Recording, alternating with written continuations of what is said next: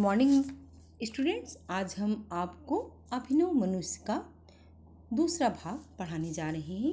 पर धरा सुपरीक्षिता विश्लिष्ट स्वादविहीन, ये पढ़ी पोथी न दे सकती प्रवेग नवीन। एक लघु हस्तमल ये भूमि मंडल गोल, मानवों ने पढ़ लिए सब पृष्ठ इसके खोल।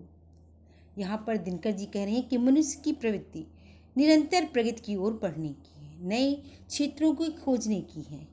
परिणाम स्वरूप उसने संपूर्ण पृथ्वी की जांच परख अच्छे प्रकार से कर ली है और जांच परख करके उसने सारे रहस्य को जान लिया है।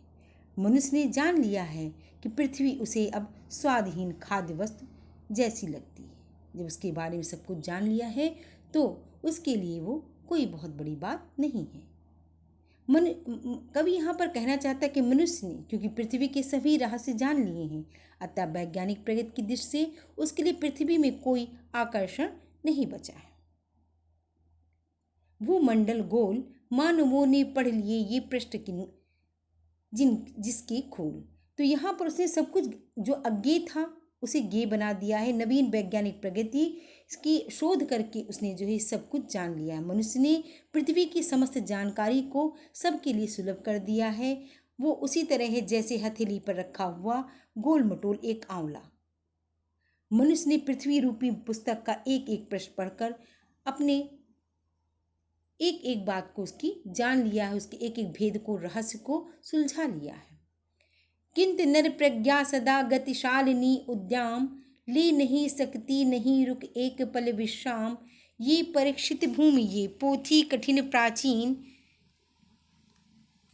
सोचने को दे उसे अब बात कौन नवीन। किंतु नर प्रज्ञा जो मनुष्य की बुद्धि है सदा ही गतिशालिनी है, उद्यम उदंड है, जो नई नई चीज़ों को जानना चाहती है, नए क्षेत्रों को तलाशना चाहती है। नहीं रुक एक पल विश्राम, वो एक पल के लिए भी विश्राम नहीं करती और आगे की ओर बढ़ती ही जाती है, नई खोजों को करती जाती है, नए नए अध्ययन के विषय तलाशती जाती है। ये परीक्षित भूमि ये पोथी पर पठित प्राचीन, जो परीक्षित की भूमि है वो जो है पोथियों में जो लिखा हुआ प्राचीन ज्ञान है, सोचने को दो उसे अब कौन नवीन। अब वो सोच रहा है कि उसमें भी वो क्या नया कर पाए, कि कौन से नई विषय की खोज करे जिसको जो पहलू उसके ज्ञान से अभी दूर हैं, उनको जानना चाहता है, उनको समझना चाहता है।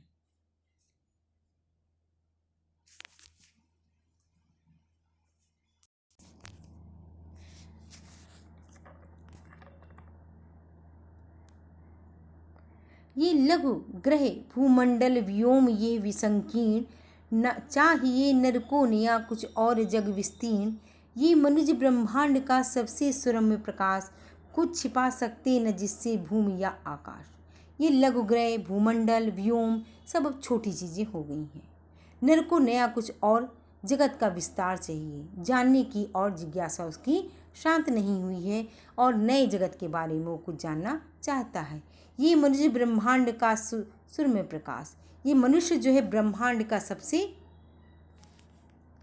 विलक्षण, मनुष्य ने इसको ईश्वर ने इसे सर्वशक्तिशाली बनाया है, ब्रह्मांड के सबसे शक्तिशाली बनाया है। कुछ छिपा सकते न जिससे भूमि या आकाश, जिसकी बुद्धि के आगे भूमि और आकाश इसके आगे कुछ भी छिपा नहीं सकते। ये मनुष्य जिसकी शिखा उद्यम, जिसकी जानने की इच्छा जो है बहुत ही प्रचंड है, कर रहे जिसको चराचर भक्ति युक्त प्रणाम, जिसकी मेधा के आगे बुद्धि के आगे चर अचर सभी जो भक्ति कर रहे हैं उनकी और नतमस्तक हैं उसके आगे।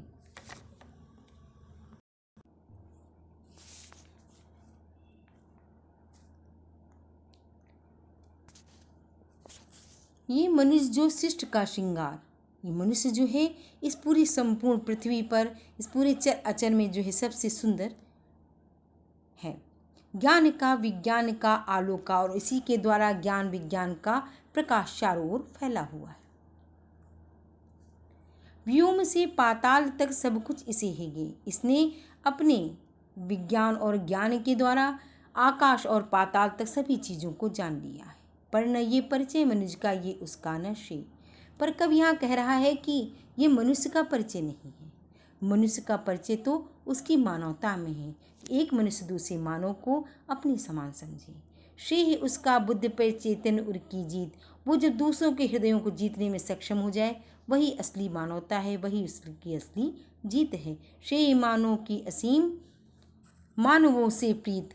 जब एक मानव दूसरे मानव से भेदभाव भूल करके सबको समान समझ करके आपस में प्रेम करने लगे, यही असली उन्नति है। एक नर से दूसरे के बीच व्यवधान, जो दूरियां हैं, विरोधाभास एक दूसरे के बीच में, वो दूर करे, यही उसका मानव धर्म है। तोड़ दे जो बस यही ज्ञानी वही विद्वान, और मानव भी वही।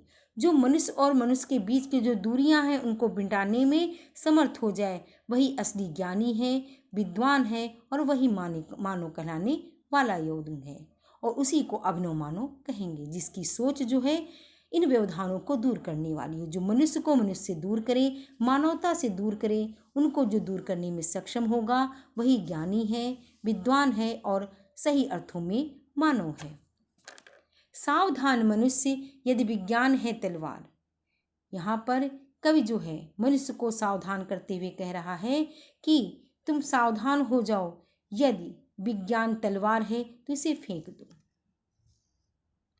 तो इसे दो फेंक तज कर मोह स्मृति के पार। और इसके प्रति जो तुम्हारा मोह है उसको यादों के बहुत दूर फेंक दो। हो चुका है सिद्ध है तू शिष्य अभी अज्ञान।